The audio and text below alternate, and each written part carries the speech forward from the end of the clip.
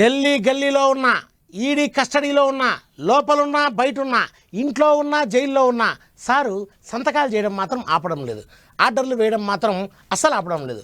కరెక్ట్గా ఎన్నికల టైంలో జైల్లో పడిన స్పీడ్ మాత్రం అస్సలు తగ్గడం లేదు.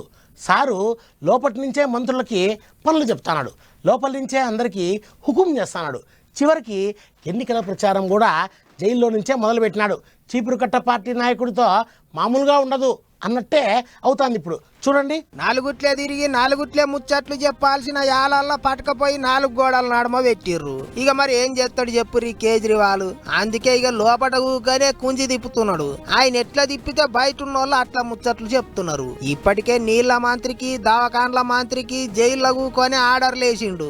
ఇక ఇప్పుడు ఎలక్షన్ల ప్రచారం కూడా జైలు గోడల నడమకెళ్లే చేయాలని కంకణం కట్టుకున్నాడు ఢిల్లీ ముఖ్యమంత్రి. ఈడీ ఆఫీసర్ల ప్రశ్నలు ఏమో, వాళ్ళ కేసులేమో గాని నా డ్యూటీ నాదే అన్నట్టు చేస్తాడు కేజ్రీవాల్. సారుకు తోడు ఇంటి ఆమె కూడా గట్టిగా సాధిస్తున్నది. ఆయన లేకపోతే ఏంది, నేను లేనా అన్నట్టు చేస్తున్నది. ఓ దిక్కు ఇంటి ఆయన జైల్లో కూసుంటే ఇంకో దిక్కు మేడం ఇక ఇండియా కూటమోళ్ళు రామ్లీలా మైదానంలో పెట్టిన మీటింగుల సెంటర్ సర్కార్ వాళ్ళను పొట్టు సాపించింది.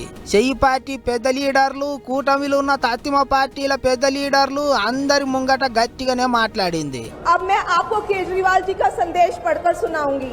मेरे प्यारे भारतवासियों, जेल से आप सब अपने इस बेटे, अपने भाई का प्रणाम स्वीकार कीजिए। मैं आज आपसे वोट नहीं मांग रहा।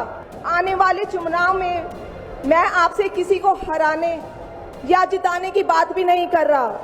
आज मैं देश के 140 करोड़ लोगों को एक बड़ा भारत बनाने के लिए सहयोग मांगता हूँ।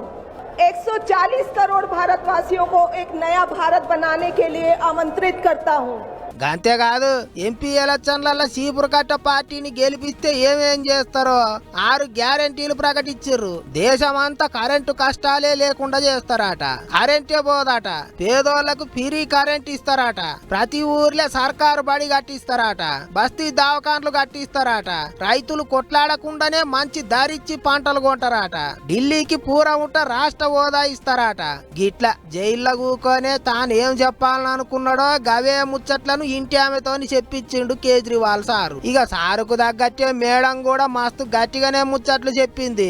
కానీ జైల్లో పడ్డాడు, పెద్ద దెబ్బ పడ్డది అనుకున్నారు చాలా మంది.